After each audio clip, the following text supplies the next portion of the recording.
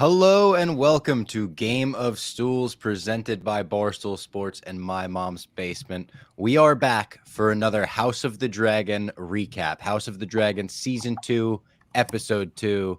It is I, Octagon of House Fox, back as always with KFC. And this week we are not only with Clem, but we are with Clem. Clem with a K, Clem with a C. Very basic, guys. Amazing that I was able to find someone that looks just like me this time of night to really hammer home the Eric versus Eric fight. So thanks for coming on, Clem. Thanks for having me. This is tremendous. You never know what you're going to get with the Clem household and their costume bin. And every week they knock it out of the park on basically no notice at all. It's incredible. I see your costumes have arrived. Do you have a chandelier in the back, Kevin? You look very this week. The costume didn't come with the wig. That's a bait and switch, man. It just came with the jacket. I was like, where's the wig? He's wearing the wig in the picture, though. Yes. It's bullshit. But so you know what? My wig, this year, my wig sucks. I need to get the wig that I had last season because I threw that out. I moved in between, and that got thrown out in the move. And then I ordered this one. It showed up. I look like Cindy Lou Who with the fucking swoop at the bottom. You look just like a white woman. Yeah, I know. Yeah, it's kind of nice hair. Johnny Kate +8, like a woman like that. Barely Thrones at all.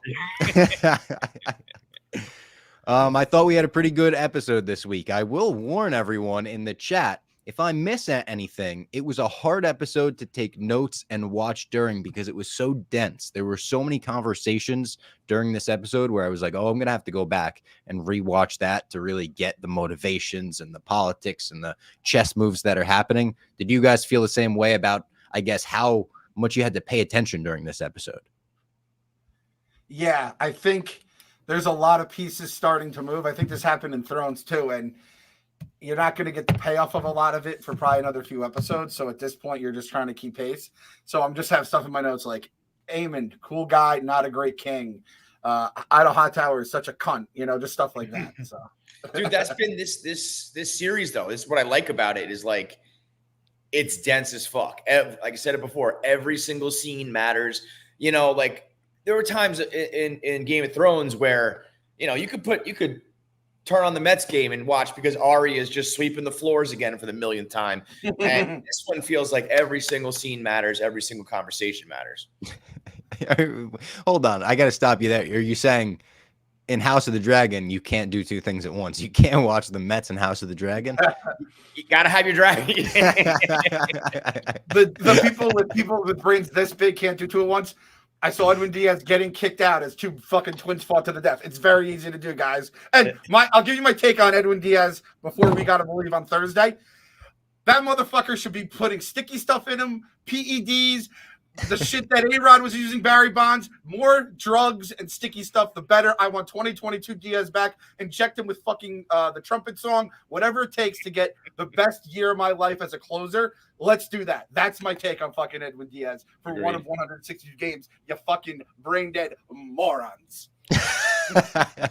I don't even think we mentioned it last week, but it is insane that after all of the drama of last season and not last Mets season, last House of the Dragon season and what went down with the Mets and Barstool and Dave getting involved and dragons becoming this phrase that we throw around like this. It's crazy that the Mets did Dragons Night this year. They had dragons in the ballpark, banners up and everything. They were full blown, marketing machine for them. I apologize. I didn't see that. I was a little hungover from the championship celebration out in Chicago. Right. That's right. King Clem. I apologize. Congratulations, King Clem. He came back to the basement with some hardware. Champ Clem here. Yeah. Actually, that's my response to anyone that wants to talk about dragons and the guy who started that whole movement. Win a dozen trophy. Then we could talk. Nice. It's a mic drop. It's a sword drop. Let's dive into the episode. We begin with Aegon smashing up that miniature kingdom, which has to feel good. I know he's devastated in this moment right now, but it goes back to being like 3 years old, stomping on blocks, pretending you're Godzilla. I saw him smashing that kingdom up. I was like, that probably feels great. He's screaming, I declare war. Aemond finds this little coin under the table in the opening. Am I an idiot for not remembering what that was? I didn't know either. So I think they're just kind of hammering. Like I imagine that's like the currency. I don't know if there's a difference in currency, but it's probably like these dudes got paid for this very well to do whatever they did. So he's probably being like, who has the money to pay someone to murder a baby in there? So he's trying to figure it all out. I thought it was an awful and wild move. You can't be destroying your dead grandpa's Lego set. I mean, those are, he was telling his grandkids how much he loved his little toys and Legos. That was his shit. And if, what was the king's name? The old guy who was falling apart, Viserys. Viserys. Yeah. If he was like a meaner dude, he would haunt them like for doing that. Like that's how you got a ghost in your house that haunts you. Somehow, some way, he's like the nicest, kindest soul we ever met in this show. So he's not going to do it. But any other fucking Thrones character would have haunted your ass for ruining his Lego set. Which, by the way, before that, not putting the headless baby on the tapestry this week was very much appreciated by me. That would have been like the little just baby with its head chopped off. I didn't want to see that in the opening credits. Kev, did you watch the opening credits this week? I didn't. Oh, you still haven't even seen what we're talking about? This is like this. There are minutes of Thrones you haven't seen. I thought him smashing up the Lego set was about as heavy-handed symbolism as you can get of like old nice king dead, new mean king here. Let's fuck it. It's over now. So, definitely like a changing of the guard moment for sure. I also love anyone watching the video version of this show sees it. When Clem puts on the costumes every week, it's so last minute that it's Clem versus the costume every week. I don't think he realizes how much of a struggle some of these costumes will be. He's fighting the costume as he's ranting, talking about Edwin Diaz and the dragons. From one angle, too, from the angle below me on video, this almost looks like a hockey player. This looks like a House of Dragons character. This almost looks like a hockey player with a helmet on, like in the midst of the playoffs. He's not shaving that beard. It looks like how's it going? Let's go Oilers. Yeah. It looks like a football helmet from like the 40s when they just wore like leather straps on their head. That's great. There we go. Yeah, it's a mask there. Otto Hightower is trying to reassure Alicent, and in this crazy scene, he's like, I think some good may come of this, that line is crazy. That was one of the more dark moments. Otto being like, now hear me out. It's not exactly the worst thing in the world that this baby got his head chopped off. There's a little bit of a silver lining here. I mean, he's not wrong. What he was saying is true, but maybe give it a minute before you start, using the dead baby to posture in your war. At this point, they hadn't even found the head. So there's a headless baby, and he's already like, it's not the worst. Like you said, it's not the worst. He definitely was upset that they found that too. He's like, shit, this would have made such a bigger impact if we just had the little neck bone sticking out, like in a cartoon. Like that's what he was looking for. He's like, God damn it. He's Hulk. He's like Hulk. He's like, I see this as an absolute win. It's like, yo, my son just got decapitated in his crib. Otto Hightower is such a cocksucker, man. But like the only person worse in the entire show is the guy banging his fucking daughter. It's crazy. Mm-hmm. Criston Cole, the slander going on Criston Cole on the Twitter timeline tonight warmed my heart. It felt like we were live tweeting a show together. Everyone on the timeline was tweeting like, fuck Criston Cole, he's the worst. It was trending number one in the world. Trending number one. Yeah. Wow. It was just Criston was number one. Here's a question for you. Is there a single person alive who's team Criston Cole? On the 8 billion people in this world, is there someone out there who is like, fucking, I'm team Criston Cole? I don't know. I don't think so. And like nothing in this world is 0 or 100, but like I think there might not be a single one of them. I hope not. I got to be honest. I found out this week that we have someone team green within our ranks at Barstool. Connor Griffin out in Chicago. Apparently a huge team green guy, and he's a nerd too. He's a huge Star Wars guy. Like he's in the weeds with this shit. I think he tweeted before the episode, like team green, here we go, another week. So I don't know if he's, team Criston necessarily, but like he might be. We gotta keep an eye on Connor. The problem is with the black and the green right now. I said this before, and it just keeps proving true. I'm team Rhaenyra. That's it. That's the only person. And Eric, whichever fucking,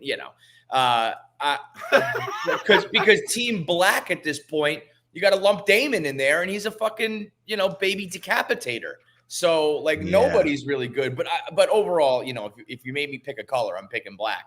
And I certainly wouldn't publicize if I was Team Green, you sick fuck. Kevin. Oh, the chat does bring up Will Compton's a Team Green guy as well. Kevin, Nick and I would like to tell you that Daemon is not a baby killer. It was a misinterpretation, honest mistake, happens to the best of us. It's a mistake. We've got to defend this vessel. Bro, that was Nick, like, he Costanza that moment. Like, whoops, I didn't mean to. Yeah, that's not really my fault.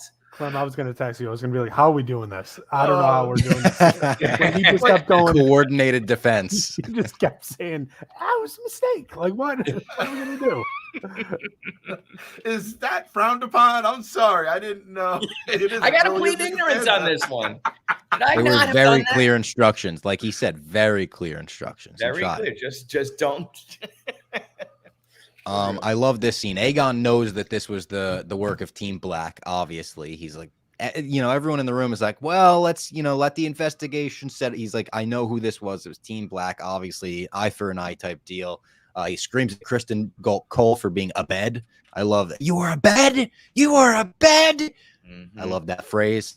Otto is like, I love just bitch queen of the bastards. That one fucking yeah, good. It's that bitch was good. queen of the bastards. I like when he goes, Criston Cole, where were you?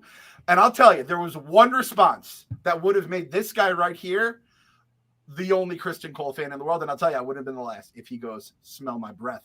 And then it's like, it's your mama. That's where I was. I'm seeing your mama's pussy. And he wasn't banging her. She was banging him. Let's call a spade for our boy, our anti-boy Criston. His people are like, oh, what is he doing? He's getting fucked. And someone goes, when she's riding like that, you just let her take control, brother. Otto immediately. Sometimes the dragon rides you, Yeah, exactly. Otto is the PR man of the realm. He might be the first PR man ever in the realm. He's got the whole smear campaign already locked and loaded. He's like, we're going to blame it on Rhaenyra. I don't care what the investigation says, no matter what. It's Rhaenyra. Aegon's already seen as weak. That was a cold line, too. And he's like, I don't want the people to see me as weak. He's like, they already see you as weak.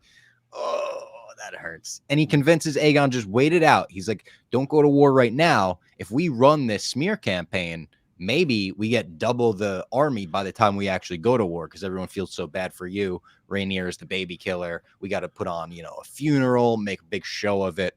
It felt very almost like Hunger Gamesy when the capital is like, let's put on a show for the people. Go out there and, have a parade, make it look like you're lovers or whatever. I'll tell you, my new favorite thing in the world I got from the scene, Iron Lord. That dude has the name Iron Lord. I think it's Iron Lord Jasper, which, again, the name Jasper just made me laugh out loud. But guy with Iron Lord, like, I can't laugh at that dude. So, yeah, that was awesome. And it's pretty sick and twisted, because then you think about all this crazy shit that happens in politics, like in our world in present times, and how these motherfuckers just will spin the worst shit ever, and then their people will just follow it. It really is like, it's eye-opening. Kind of dude. scary. I mean, they had the chant going as the funeral starts. Like, this is Rhaenyra. This is Rhaenyra. Yeah. Rhaenyra the cruel kinslayer. Good ass fucking PR work by everybody. Big time. Bitch queen of the bastards, the kinslayer. Oh. Laris, clubfoot pervert, comes in. He informs Aegon they've found one of the suspects. He's like, we've got one of them. He was wearing the gold cloak. He was fleeing the kingdom. It's blood. So he gives Daemon up right away. He tells him, he paid us half before. He was going to pay us half afterwards. Aegon just comes down to club him. We've got what we know from him. He also revealed he was with the rat catchers. That comes into play later on when you see all the rat catchers hung up. He gives up the one, and, Aegon takes that as many. Yeah, tough look for the rat catchers out there. Our boy Blood. Now, when they said we caught one, I mean, minus 3,000 was Blood. Not exactly a sandy dude. Pretty big. But, like, you got to show, like, you cut the baby's head, you have to run to the point where you guys ever run where you're so scared you didn't even know your feet would stay under you. What are you doing? Like, how do you get caught with the goddamn head in your hands? Like, all time bad work. I thought we were going to get some Ramsay Bolt in there. I was surprised that was a quick one and done. They laid out that you could hear the metal like unrolling, and he's got all the torture weapons, and he's like, I won't do it, but I can't say what the king's going to do. I thought we were going to get it, some of the nasty shit. And it was just one and done. I wonder if he'll get to that point. And also it's hard to bring a character to that point without getting the comparisons to Ramsay or Joffrey at this point. Like, how do they make him that's super fucking hateable? I mean, the answer is probably killing babies. They'll probably kill more babies. That's what they do on the show, but we'll see. When in doubt, House of the Dragon seems to go with the baby killing. So I would say there's going to be more baby killing. But you can't, I don't even blame him. Like, I'd be torturing somebody if they just chopped my baby's head off. So the other guys were, Ramsay and Joffrey were doing it for like fun and sport. If there's a lot of other stuff at play, but in a vacuum, Aegon being like, I'm going to torture you and murder you and bash your head off with a mace. That fair play. Blood deserved to get his head, maced off. You don't make psychopaths like Joffrey and Ramsay. They're born. That's like they say like linebackers are born, they're not made. Like, you have to have that mentality. Those motherfuckers came out the womb looking to like pull wings off flies and torture people. We'll see the People's King might go down a dark road, but I think like there's still like too much humanity in him. Even this episode, like, I felt fucking bad. Like, how do you not feel bad for the guy? But like they kind of painted him like you feel sorry for him. So I don't know if they're gonna go down that road with him. If they do, though, like when you see the origin stories for supervillains, you're like, oh shit, like I kind of understand where I got a Thanos glove right here. I'm looking at I got a Magneto helmet right here. I'm kind of a bad guy fan. So if he turns bad, I don't think I can even blame the dude. It's weird because he was portrayed as just such a sick fuck in season 1, mostly like off camera and through stories. You didn't really see it, but he was making babies and throwing them in the fighting ring, and now it's like, he passes Lena on the staircase, and he's like, you can see he's all bent out of shape, and it's just like a whole fucked up situation. It's very strange that they're sprinkling in kind of a little bit of sympathy for him. You know what would be awesome? I just thought of this. I doubt this happens. I haven't read the books, obviously. I tell you right now, there's one way I'll become Team Green. You want to know how? Aegon finds out Criston Cole was banging his mom that night, and he tortures him. That is a fucking way to get. If he goes Ramsay on Criston Cole, I'm fucking Aegon for life at that point. You know what it is? It's like in movies when you need to make somebody good, you just bring in Nazis. They fight them like Breaking Bad. It's like Heisenberg's so bad, so who can be the bad guys? Nazis. They just need to bring in you. If you bring in Criston Cole as the bad guy and you pit those two against him, you always choose not Criston Cole. Criston Cole, if underrated. They run Nazis into this show and kick ass. Like, if we just get to watch Team Green and Team Black, they're like, let's put our differences aside to fuck up these Nazis. I'm in. In my mind, Criston Cole's a Nazi. He is a Nazi. Yeah, for real. Yeah, he basically is. Yeah, he was a bed. Alicent informs Helena of the funeral for Jacaerys, and she doesn't want to do it, obviously, but she has to. Alicent tells her it's for the good of the realm. I feel like I probably look more like Helena right now than any other character. I need to get an eye patch desperately for next week. The funeral is also super sad, and the head is just rattling around in there. Like, they sewed it on, but barely. They hit a pothole, and me and my girlfriend immediately looked at each other like, everybody don't tell me that head comes rolling off, right? Everybody thought that baby was rolling off that fucking thing. That head was just gonna go clunk, clunk, clunk, clunk, clunk. And it was with the puddle too. I was like, oh, don't tell me like face down into a muddy puddle. Like, I thought they were really just gonna make us feel worse and worse and worse. I bet Otto was like, please, God, please let that head come off. That'll really fucking get the Starks to He tried to rig it. Yeah. He put like a box spring, like a boxing glove with a spring. He was trying to get that head to pop off. Yo, he was the one who was digging the pothole like 6 hours earlier. He just put in the pothole, puts a rock in there to like hit the wheel. He was that Otto's fuck. I don't like him. It's kind of like it's getting with Tywin Lannister, though. It's like you're so sick and twisted. I almost have to respect how fucking deceitful you are. But I don't know about you guys. This is the trust tree. This is the basement, right? I was hand over ears, like eyes like 90% closed because I did not want to see that head come off in real time. And this show has already proven in one season and one episode, they go places you didn't think a TV show would go, right? So I did not want to see baby's head pop off. That was also like... I got to give, if we're breaking down the all 22 tape of the King's Guards at this point, F- is all around. You're nowhere to be found when babies are getting murdered. Yep. And the fucking cart gets stuck in a little pothole and you guys can't move this thing. The whole Kingsguard can't just move a fucking cart. They were pushing it and moving it. This thing's rocking around. The creepy, weird, plebeians are trying to crawl after the queen. Move the fucking cart. These are the worst guards in the world. I would love to know Helena how like the a books... panic attack too. Yeah. I didn't know if she was yeah. gonna fucking like do something that made people think she was crazy or say something that once again was like, oh, it brought her a vision or something. I thought something was gonna happen with her there, but I think she was just freaked out because it was like Beatlemania. The pie in the sky +3, and it's like, all right, what the fuck does that mean? It's you're connecting dots. Yeah. She says, I would love to know how that scene plays out in the books too. I mean, I hope the fucking head doesn't come off, but again, George R. R. Martin like brain shit. That's like mainlining heroin, basically. It's craziness, just absolute nuts. When knowing George R. R. Martin is fucked up brain, the head probably comes off and somebody fucks it and then throws it in a ditch. Like, the books are so insane, like you can't put anything past George R. R. In great detail too. He came inside. Yeah. And Yeah. He does, like, 3 what the pages fuck, it George? takes. Yeah.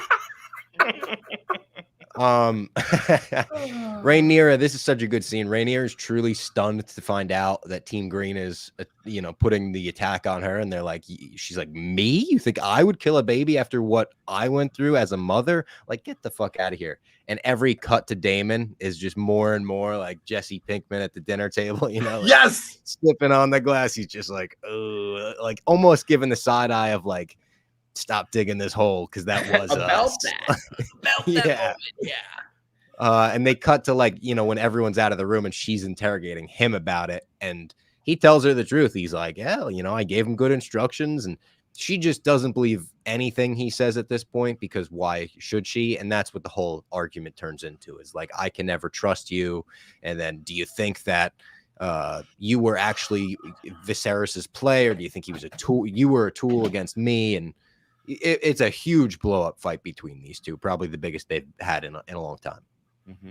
Yeah, that one was brewing for a while. And when she brings up the stuff when they're younger and all the stuff that went on, in the whorehouse or whatever the fuck that scene was. She was this close to saying the word groomed. Oh, yeah, she was I'll cancel your ass. What do you think about that, David? You ain't coming back from no dragon see if you're getting canceled, bro. Yeah. I got it, Nick. How are we feeling right now, Nick? The Daemon guys of the podcast, how are we feeling right now? Tough. Listen, he's still not. It still was a mistake. It was a mistake. It was a mistake, and I do think he can make it up. But he's got to do like they keep talking about Harrenhal.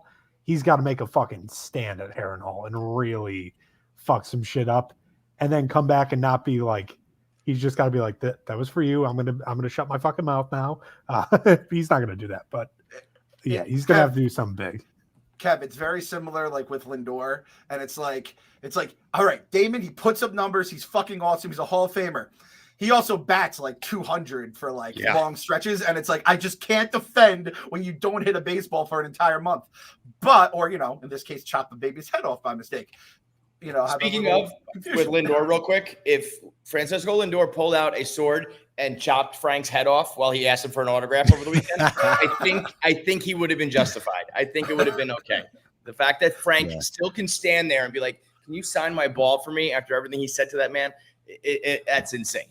But yeah, the Daemon and Rhaenyra, I mean, like that was a fight 20 whatever years in the making. I mean, they put it all on the table. You think you deserve the throne. You resent me for it. You're still clinging to hope that you're going to get it.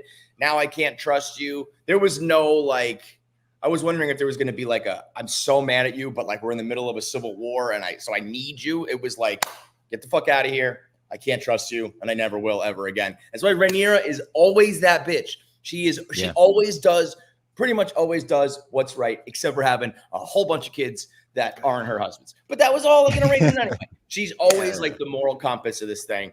And I don't know if Daemon can do like anything to get back in her good graces, to be honest. And like the thing is, she does the right thing, but it's probably at the cost of herself because now you have like one of your best, if not your best fighter with a fucking awesome dragon just MIA. So it's like she kind of might have shot herself in the foot because of that. And once she brought up her dad, once Daemon brought up her dad to him, like, don't you say anything about that sweet little man. His Legos just got broken and he's in heaven, just fucking down crying, and he has his brother slandering him left and right.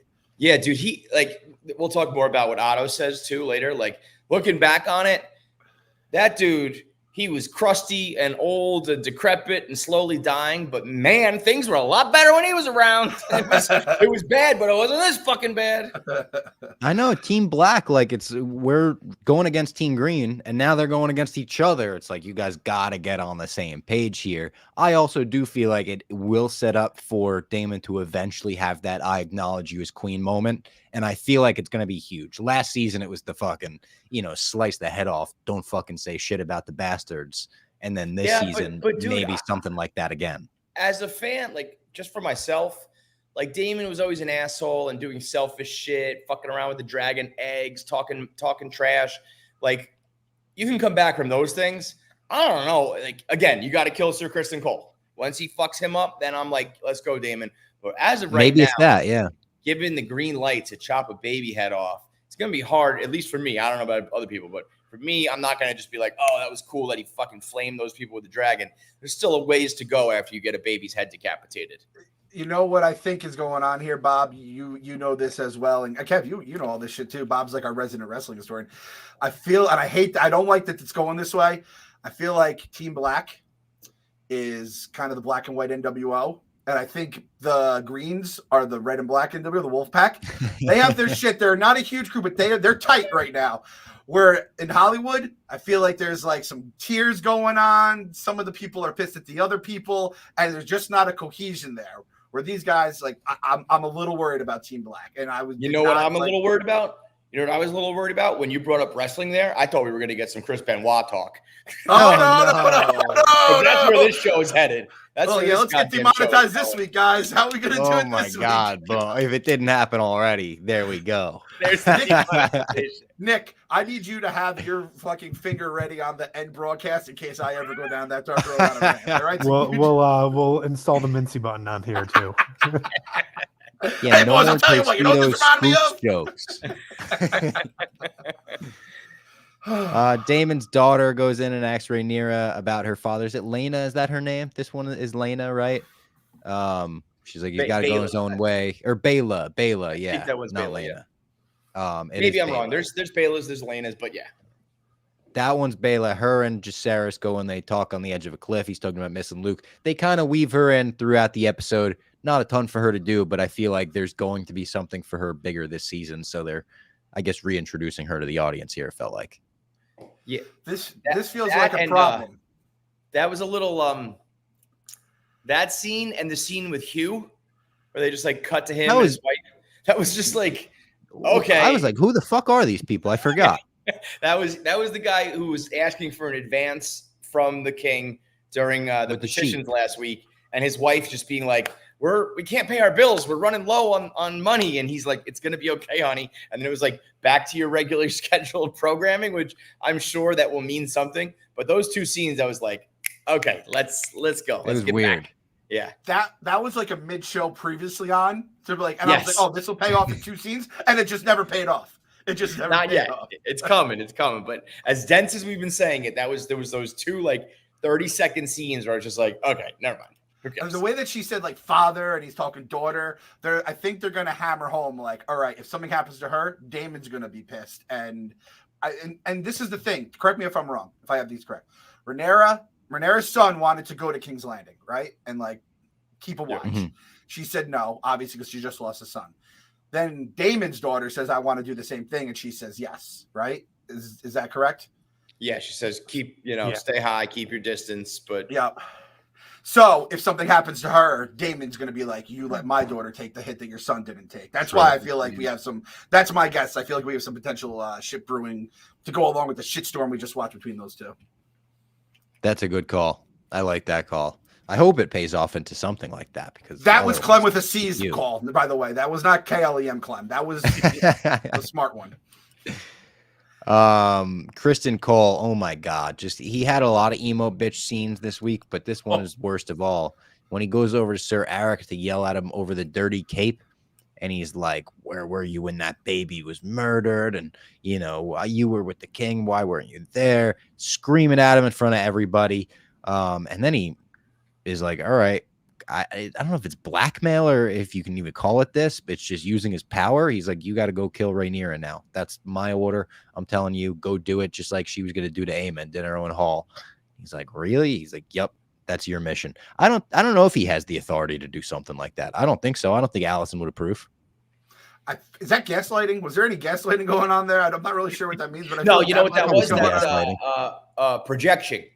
They were projecting because that was all. Yes. He's the one who's, you know, the dirty cloak was very symbolic of like them sullying the reputation, but he's the one who's dirtied up the reputation. He's the one who should have been there to save the baby. He's the one who should have to go make it right. So he's just projecting all of that and dumping it on Sir Eric like a little fucking bitch that he is. Was there like a shitty Met named Criston or Cole? Because I feel like George is taking out like an old angry like take on a Met with this guy because it's like the guys we hated in Thrones were like psychopaths. Joffrey, Ramsay, the people even Greyjoy, Theon, right? Criston Cole is like a whole other just brand of hate that I haven't felt in a very long time. He's the worst, and we liked him so much in the beginning. Like he was, I want to say liked episode him, Bob. 1 or 2. You liked him, not me. You liked him. I did. I thought this guy's the man. I thought maybe he's going to be, I can't believe I'm even saying it out loud now. I was like, he's going to be the Jon Snow of this show. Oh my God. Old takes exposed. To think about it, to go way back, a lot of this is rooted in the fact that young Alicent had a crush on Sir Criston Cole when he was, you know, doing jousting and shit like that. And then when she found out that Rhaenyra fucked him, that was like the beginning of their, you know, their shit. And that's so at the heart of this is just like Sir Criston Cole and these two chicks. And the thought that Sir Criston Cole was just like, hey, like run away with me and I'll sell oranges and we'll be happy together. And Rhaenyra was like, I can't do that. And he like spiraled out of control because of that. Yeah. Like you had such a good gig. You could have just fucked Rhaenyra on the side and been like Harwin Strong. It would have been all gravy. And you lose your goddamn mind because you wanted to go sell oranges with her. And now the whole world is fucked up because of you, Sir Criston Cole. You suck. I forgot he wanted to sell oranges. That's great. Yeah. It's like, no, I got to be the fucking princess, dude. I can't just watch you sell oranges all day. And he was like, oh, yeah? Well, now I'm a psychopath. How about that? Cunts. But I think I'm allowed 3 in a row, and then we get demonetized, so I'm good. Three's all right. Yeah. Careful, though. You say it 4, and they show up like Beetlejuice. It's the thrust like in Key and Peele with the touchdown celebration. And you get the flag. There's a little scene with like a sex party and Aemond's in the back and he's telling his lady he's proud of being considered such a rival for an assassination. I just wanted to note it because the way he's laying on her like such a freak a leak made me laugh. His little bony ass bag of bones. Oh my God, that was funny. I love Rob calling the other guy a bag of bones. Big Rob Fox. He is a little bag of bones. I'll be honest. Honestly, he's so tall. I think like I might have more like muscle than him at this point. Look at me. There was 1% of me that thought we were going to turn on the StreamYard and I was going to see you in your wig curled up naked. That was so creepy, man. He's all bony and long and she's trying to fuck him. And he's like, nah, not right now. I just want to be a little bit itty baby. All these guys just have daddy issues and mommy's issues. Yeah. I mean, no kidding. They're all just fucking each other and whatever, but someone brought it up. He looked like Voldemort in the train station. He did. He looked like the fetus Voldemort. Yeah. Sapphire just sits there wide open, which was creeping me out. And I don't know. I don't watch this show, but I was like, is the actress that played his girlfriend a Real Housewife? Because she looks like she'd be like in Real Housewives, New Jersey. That girl. Wait, which girl? His girl, his little boo that he was with that was kind of disruptive. Like she feels like she'd be like, her name is like, I could see that. Dominica Donna. or something. From how about Donna? Just quick side note. How about the girl who started that scene carrying the steins of beer in? Did you notice her? Yep. Look a little weird. I noticed she brought the no. Oh wait. Was she small? I think so, but it just looked weird. It was like I was like, what the fuck is that? I think it's just a little short. Another scene in this episode, there was a lot of setup for the whole season in this episode, it seemed, because it was like randomly, meanwhile, Alan of Hull, and they go over to old Alan, who we met, and he reunites with his brother Adam. His brother Adam thinks he should join the Sea Snake at war. He's seen some shit, though. Alan is like, not what I've seen. There's a war brewing. I don't think this is smart. It was kind of whatever. They cut to the Sea Snake in bed with Rhaenys as well. He had the Sea Snake out, put it back in right before the scene started. They're firmly in support of the Queen. I like that we learned that Adam has 2 D's in his name. So it's just, they're just George taking a regular name and just, gumming it up a little with the A-L-Y-N or A-L-L-Y-N, A-D-D-M or some shit like that. Yep. I texted you guys. I think Chris is his bastard son. Is what's his name? I think they're both. They might both be, right? I think. Yeah, I think so. At least give it to me. Nick, are they bastards? I don't know for sure. I saw a lot of comments that people are speculating that, and it does seem like, based on this scene, it wouldn't make sense to have them both without them being like related of some sort. Because then when they cut back to Adam later, it's like, why are they picking this guy to follow? And like, so I imagine that they're both bastards, because I think I have heard the Sea Snake has a ton of bastards. Also on the subtitles, it was like Alan of whatever and Adam of whatever. Like they have the same title, the same name. I think that I just don't know if they know they're both bastards. That's they weren't talking like it, unless that's just how they talk, because everyone's bastards of him over there or something. But they were talking about him like, oh, like he's the big army general basically. But you never know, because everybody's still your grace, and shit like that. They don't just walk in and go like, "Hey, mom, what's up with that?" They go, "Oh, grace, your grace." So maybe him being like the Sea Snake is still, they know that it's his dad. I don't know. What a weird dynamic to have with your kids too. Like, it's so foreign to think, like, imagine like one of you guys have kids. Imagine your kids walked in and they said, "Your Grace, may I have like a glass of milk?" Dude, Keegan the other day, Keegan calls me bruh. Yeah, my niece and nephew say the same thing. He's like, "What's up, bruh? Get me some water." I'm like, "Oh, okay." My wife goes, Grace over here.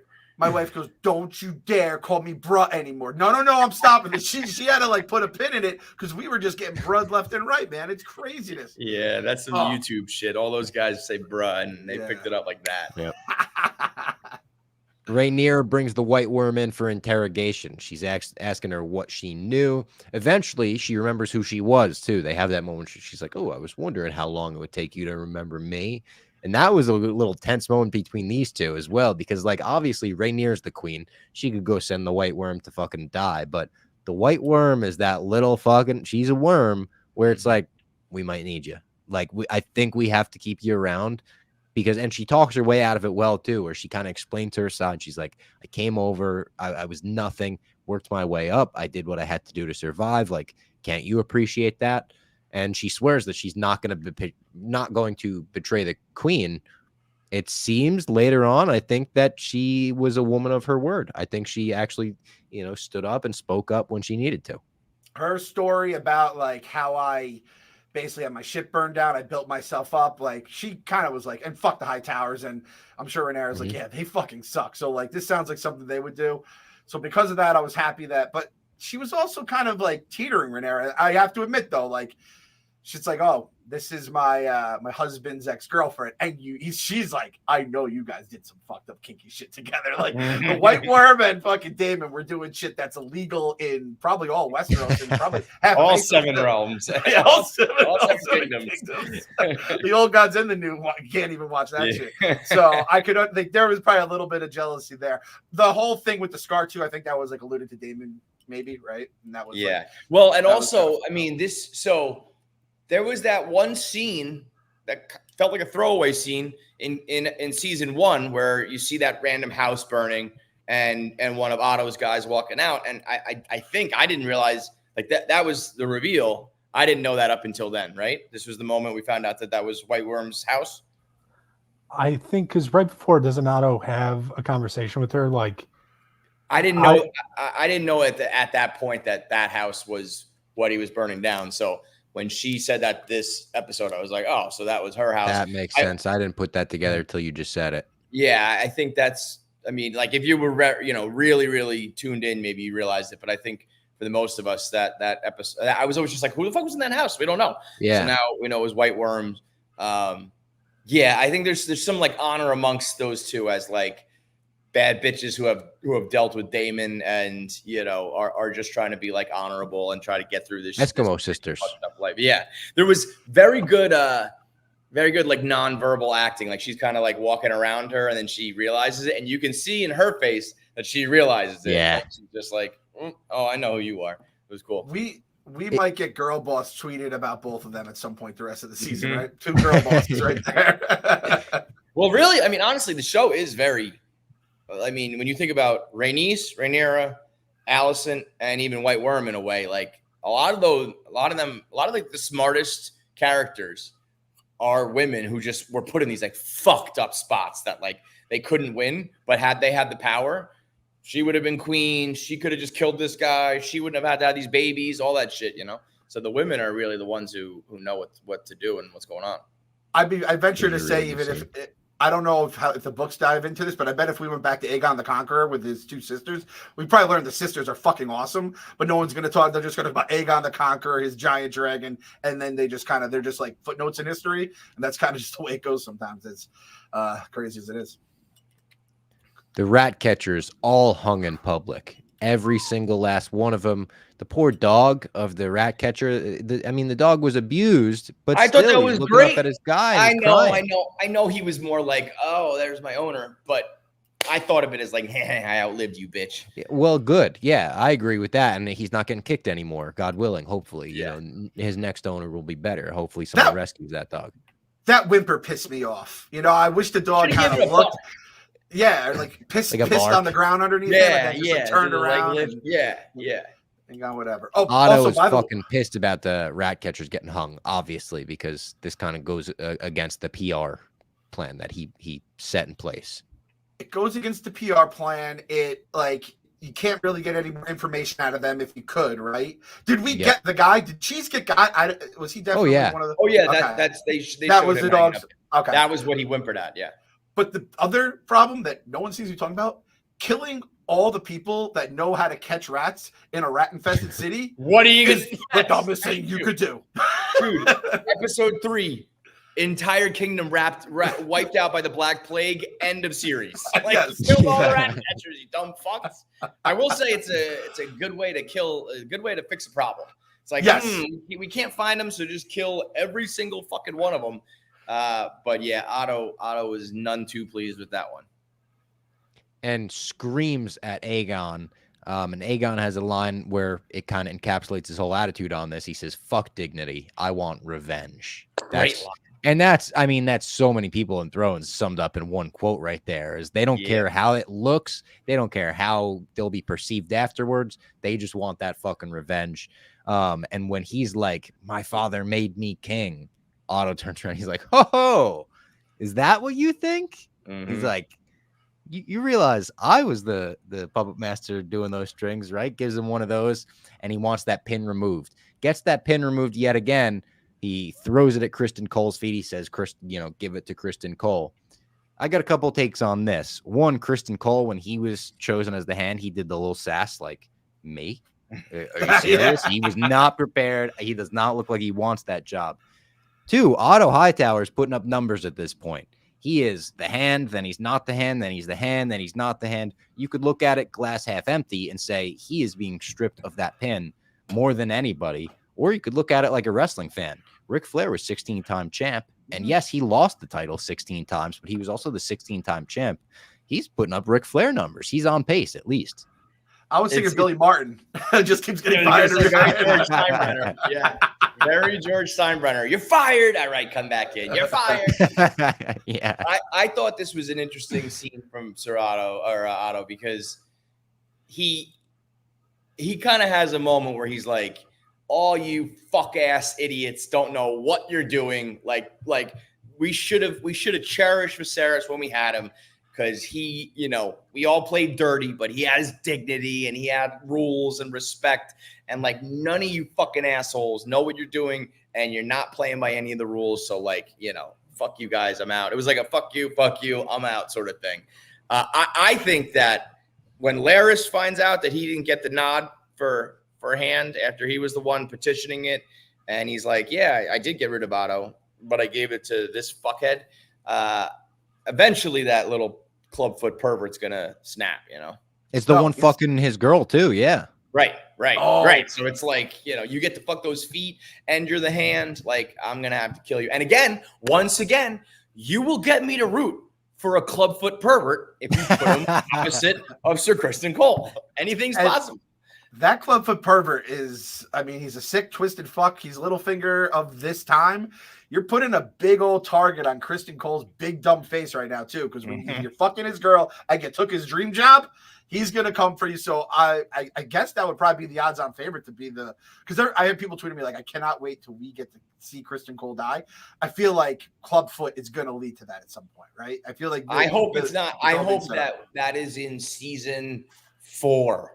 I wanted to build and build and build, and I'll be screaming about it. Kill this fucking guy. Why is he still alive? But I want like 20 more episodes of him, and then somebody, chops off his head and fucks his mouth or something like that. I want it in the opening credits next week. I'll just take it right now. I understand the dish is well served. I'll have it piping hot. Just give it to me. Also, I have to shout out someone in the chat here. He says in the books, they MJ in the books they fill the Red Keep with cats to get rid of rats, which is actually like kind of a brilliant move. It's like don't worry about cats murdering and decapitating your sons, so that's kind of nice.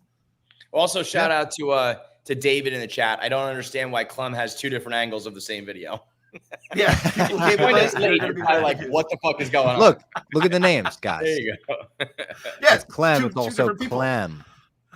Wait a minute, Robbie. Who have you been looking at this whole time? I've been looking at Clem with a C under you. I've been looking at Clem with a K the whole time. I feel like I've been been bantering with a fucking villain. Yeah. You don't even know who you're talking to tonight. Yeah. Speaking of the twins, this is where we get the big showdown between them. The White Worm spots Eric walking in. It's hard to know which one's Eric and which one's Eric. I think Eric is the good one. Eric is the bad one. I believe. Maybe I'm wrong about that. Chat, Nick, anyone could correct me if I am wrong. Eric with the E is the good one. Bad. Good one. No, he's good. Yeah, I was completely wrong. But half the time on screen they're saying Eric is the traitor. That's why he's actually because it was coming from Alicent and Sir Criston's point of view. No, Eric is. I always think of it as I just remember in Billy Madison. I just say it in my head every time. Eric's the good guy. Eric's the bad guy. But Eric's the bad guy in Billy Madison. I know. I'm just like Eric. I just always say Eric. God damn it, Kevin. Listen. That's a great plan for back in the day, back in medieval times. You'll look exactly like someone. That's a foolproof plan. 99,999 million times out of 1 million. Though, one time you happen to walk past this chick who notices you and the plan fails. Every other time that would have worked. And they have a hell of a fight in front of the queen, in front of some of the handmaidens until they run out looking for help and everything. But it's worthy of it. It's like, okay, that was a fucking Brett versus Owen classic right there. They duke it out. Both of them wind up dead at the end of it because Eric stabs Auric. Looks at the queen. He's like, I'm so sorry. Falls on his fucking sword in front of her. Gruesome. I mean, I know that's the warrior swordsman way to go out or whatever, but watching it done, I did not expect it. So that was like my jaw hit the floor when he did that. But rest in peace, my dog Eric. He was a good one. And Eric was probably one of the better ones too. That's the fucked up. And you know whose own fault this is? Yeah. That asshole Criston Cole. That son of a bitch is the one who sent it over there. Like you said, Kev, great plan. And it's at some point I'm like, first of all, I was confused the whole time. I was like, I don't know who I'm rooting for. I think we were rooting for the guy who had the gashed leg, right? So I'm like, I knew that. Oh, that was gross. It was like Mortal Kombat. Like you had to be like, all right, that's Raiden with the hat on or something. Right. Yes, exactly. That's a great call because Sir Lormont or whatever. It's like, which one's Eric? I don't know what to do. Yeah. I mean, I believe I want to say in the books, the battle of Eric and Eric is like one of the biggest, things in the book world. So I wonder if the book people were satisfied with how that battle went down. I was thinking in my head, if you're Sir Eric, once your cover is blown, it's a wrap for you. Whether or not you get Rhaenyra, you're not making it out of here alive. So why not, put down your swords, give your brother a hug, and just be like, "Sorry, man. Can I just come back over to your side?" You're just absolutely fucked at that point. And then that peeling of his quad, that was like Vince McMahon blowing out his quad type shit. I mean, they were just yanking that thing. Oh, and that seppuku, that honor killing was, that was, he like caught on him. You know what I mean? Like he fell into it and then it stopped. Fucking metal too. Yeah. By the way, just a word of advice to any of the ladies or the men out there: if you're ever in a bedroom and there's a full blown fucking sword fight going on, run away. Run the fuck out of the bedroom. Get up and run away. And scream, help, help. Something, anything. I'm your queen. He was just popcorn, front row seat. What's going to happen? Oh God, Bob, I had very big Cap versus Cap from Endgame vibes. I wasn't sure who for first, and it was pretty cool how they were like mirroring each other's stuff. And it's kind of like this is like the real, like these two loved each other, other than obviously the whole thing when they split politics wise. But like we just watched a twin murder his twin brother, and it's like, second most fucked up thing of the season so far. It's crazy that it sounds done. And I'm reading the chat here. In the books, they both bleed out. I think I like the bleed out more than the seppuku because it's like I kind of would have liked to see it. Like that's just fucked up. Now she loses you. I know you just killed your brother and you're fucking devastated. You know what they should say done? That I should probably. They should have done Rocky and Apollo with swords. And they both chopped at the same time. Double decapitation would have been pretty fucking sweet. That would be sick. Do you think she knew that her twin won? Because I was like, no. Fuck, the bad guy won. I thought we were going to get more of that. I thought there was going to be a like, come here, like hug me. We're safe. Like, what can I do for you? And she was going to be like, wait a minute, which one are you? That's why they should have gone with the Michael Scott. Should have like put a little mark on them with a little paintbrush or something. So I know which one you are at all times. But yeah, they just ended that pretty quickly. That did not happen. Decidedly, it was over real fast. When he said like my grace or whatever, started walking towards her before he did that, and she's like, Eric? I thought she said it like with a question like that, where she's like, just making sure my guy won, right? Right. He's like, I thought you said Eric. Because even that sounds alike. It's so fucked. This entire cousin twin thing has been fucking me up since we met them. Nick, do you have anything about this? I see my guy David Snyder in the chat, by the way. That's Westeros's ass. That's a great line. No, I thought the entire time during this, I thought she was just going to order her guy, just be like, you have to kill them both. Because like if one survives, if Eric with an A survives, he could just play it out for a few days. Right. Pretend to be his brother and then fucking get her. Which would have been cool to put it on her like, we have to kill both of you. Yeah. Chat is saying they took it as Eric won and then was like, I'm so sorry for betraying you. That actually makes more sense. Because when I was thinking about Eric with an E killing himself, I was like, you didn't, you're still good, dude. Like you chose right. And so that actually makes more sense that Eric would be the one that's like, how could I betray you? So wait, thank you to the chat. Good guy won or bad guy won? Eric, the bad guy won, but then Honor killed himself because in the mid, like he just killed his brother. He realized he chose wrong, and he was like, sorry for all this. Oh, dead. That makes more sense now. Those twins come from a good stock. It got hairy for a while there. But they come from a good stock. It's all Criston Cole's fault. Eric said it best. Last episode, he was like, when Daemon was giving him a hard time, he was like, we swore an oath to defend the family, and the family started fighting each other. What the fuck are we supposed to do? Yeah. And then the episode ends with a meeting between Alicent and Otto. She says, go to High Tower. Speak with the Tyrells. He's got to get the Tyrells and everything. High Garden. He seems to be making sure he still has control. He's like, just so we know, he's like, you know, you and me, we still stick together. Everything's gonna be all right, right? And she's like, yep, everything's still good. And then she walks in on Aegon weeping, fucking smacks Criston Cole's bitch ass around for a bit, and then they fuck. This was very. I just watched you knew it Gangs was of New coming. York. Yeah, You knew that kiss was coming. It's like she slapped him once, and I was like, oh, wait a minute, maybe we're gonna actually, you know, as soon as it's the second, you're like, and then you knew it was like, oh, this is gonna be one of those like hot, sexy, slapping, make out things, and then boom, right to finger blasting, and here we go again. Like that bitch cannot control herself. She cannot control her and her pussy need to be locked away, because I mean, it's one thing when you're like, okay, I shouldn't be fucking this guy. And then it's another thing where you're like, oh my God, we're late for the High Council because we were fucking, this is crazy. It's another thing to be like, while we were having sex, a baby's head got chopped off. And then, you know, like not even 24 hours later, you're like still fucking him.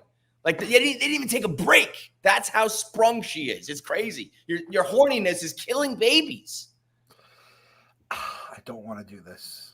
You got to do it. You got to do it. Is it possible that Criston Cole has like the magic dick, the magic fingers, the magic tongue? He must, right? Because he had the other one dying for him too. He got both the girls just begging for it, and he basically chose one over the other, and he has her wrapped around his finger. And my grandson got his head chopped off because we were having sex. Well, let's do it again. Who gives a shit? Like at some point, that's when you are dickmatized, man. That bitch is drunk off the dick. He would be like a reality show like villain, like in The Bachelor, Love is Blind, or one of these things. Just handsome guy, head of hair, can throw down the dick, but he's just like this gaslighting psychopath who all the girls hate. Also, the chat is going wild over the mention of Daemon.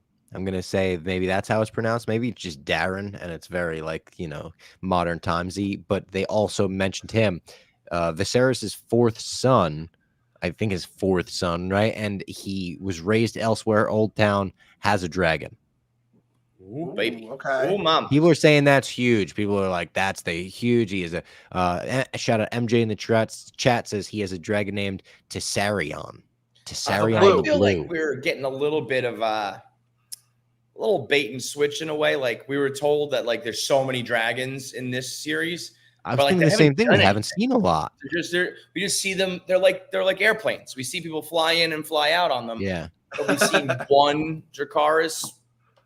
We've seen one battle. You know what? They cost a fuck ton. I know that. Yeah, it's like flying in private. You know, we just couldn't do it. Yeah. But yeah, we saw Daemon's wife Dracarys herself. We saw a Dracarys in the middle of the Crab King War. Anything else? Like I don't know. We really haven't seen much else. I was pissed when they just cut him out of Game of Thrones. We weren't seeing dire wolves. We saw Ghost like for like 3 seconds a season, and I'm like, I know everyone's subscribed to HBO to watch fucking this show, right? Same with House of the Dragon. These fuckers just lost the NBA. That's like billions of dollars that you can use on fucking dragons. Nick, what did you have? Yeah, I saw you had something. I was going to say the way we were talking about last week, how they cut it down from 10 to 8 episodes. I heard that was so they could do, like, I think, get the budget for the dragons. Like they're like, I was reading about that. They changed that story a bunch, though. I hope that you're right. But at first, I heard it was just better storytelling. They were like 8 episodes just fits the season better. We didn't want to extend it. Then I heard that like, we're going to put the money into, the other episodes. And then I just flat out heard it was Warner Brothers trying to cut budget in general. So I hope that it's not just penny pinching. What I am hoping they do, I hope that they just try to dunk on thrones and bring in elephants, because did you guys notice when she picked up her son's toy and it was a toy elephant? I was like, that was such a specific thing. That was something everybody wanted in the first series and never got. Right? Cersei was like, I need elephants. I need elephants. I need elephants. And then never got them. And like, I mean, it was pretty much probably budget at the end of it. But then this episode for them to pick up a toy and it's a toy elephant, I'm like, that's so specific. Like just to have that thrown in there. Yeah. It's probably budget and like people yelling at P.T. Barnum at the time. But that was House of the Dragon episode 2. A good one, a good setup episode. Another one where we didn't see shit pop off. There was no, dead baby killing and stuff like that. But it's setting the table for what is going to be allegedly a crazy war. Everyone's telling us season 2, you're getting the crazy war. Shit's going down. So I'm excited. I'm excited for it to continue. Maybe next week we should try to get a guest on. Like I saw Trent was tweeting about it. Connor, a Team Green guy, he might have to come on, defend himself. It's so funny that Trent watches this. Yeah. Like I cannot think of something less Trent than this fucking show. Trent got me into Game of Thrones. He was the guy. Yeah, when I was not into it till I got into it before the final season, and we did marathon sessions where we would wake up at 9 a.m. on a Saturday and watch 10 episodes back to back, 10 straight through, dude, and then go to bed. Wake up the next morning, do the same thing. You guys were living. That's the good old times. Yeah. One of the worst days of my life. In the midst of that, our power went out, and I still think back on it. We were looking at each other like, we're going to get only 6 episodes in today. Do you realize that? I'm seeing here in the chat, episode 4 is going to be electric, so I'm looking forward to that. Comparing it to Battle of the Bastards, crazy. Wait, shit, what's episode? Not 3. You mean? It's episode 4. So 2 weeks from now should be electric. I don't know what 3 will be. I think it'll probably be a little more setup, maybe something starting to brew. I also. Now that you guys remind us it went from 10 to 8, I feel like they're just every episode now they're gonna have a little Hugh part and a little Alan and Adam where you're like, the fuck was that scene? And that's just shit from other episodes, just fodder. They're just throwing in to go from 10 to 8. I mean, I think that's just gonna have to be so when Hugh does some badass shit in a couple episodes, they can be like, remember he was that guy from that 10-second scene. Yeah. But that was for a show like I said, the first season and the premiere are just so dense with nothing being throwaways. It was 3, kind of we just have to have these guys on the screen for a second so that that they're still in the series. People were saying he was one that made the Dragon Bolts because he was one that got the advance on the money. I forget what he had asked for, but if he just stops making those for the kingdom, pretty important. Wait, he makes the dragon what? The bolts of the, I forget what they call it. Of the scorpion, yeah. Got it. Yeah. So he makes, someone was saying that that's his job. So yeah, if he gets fed up with the king and decides to go on strike, it's going to be a problem for Team Green. What do we think MVP and LVP for this episode? Well, I think it's an easy one, actually. Permanent LVP for the rest of until he's dead is Sir Criston Cole. Easy. Yes. And then MVP, I thought this was such a strong Otto Hightower episode. I was actual thinking that Otto too. Acting, conniving, all that was great. I think there was a little bit. I mean, he's almost too late. It's too late for him to have a redemption arc. I actually thought there was a chance he was going to die right then and there when he was really started to talk shit to the king. I thought Sir Criston was going to go fucking smash his head down like he did that old guy. Yeah. But him. That was kind of his moment of what have I been doing with these fucking children who I wish it was just me and my buddy Otto back in the good old days. I don't think he can turn good at this point, but they've been laying it on so heavy. There's been 2 or 3 scenes where Alicent sometimes says to Otto, hey, you just got to ride with me. And Otto keeps being like, hey, you just got to ride with me. That's got to blow up one way or another. Somebody turns on somebody or they both die together or whatever. But they've been laying that one on thick. But I would agree, Otto. Lots of LVP Aemonds in the chat right now. The small council is not a fan of our people's king. He was. I'm sorry. Aemond is the Sapphire Eye, right? Yes. Yeah, he was a little bitch in this episode. But that was even him just being isn't it so cool that Daemon thinks that I'm worthy of that? Shut the fuck up, you little one-eyed pervert. And also his line where she's she's trying to give him the huck to her, and he goes, no, not here. Yeah. You're at a sex party. What do you mean not here? Yeah, where everyone around you is naked having sex. This is the spot, I'm pretty sure. That was I said to my wife when the first time he's when they first start the episode, I go, all right, this is going to be the Aemond episode. He's going to fly out on the biggest dragon of all the kingdoms and just lay waste to Dragonstone. And he was crying on a hooker's lap, not getting begging for her not to fuck him. Just disgusting. And I love Aemond. I'm an Aemond guy. That one fucking hurt. And also MVP, I'm not giving a first place vote, second, a 4th, 5th place vote.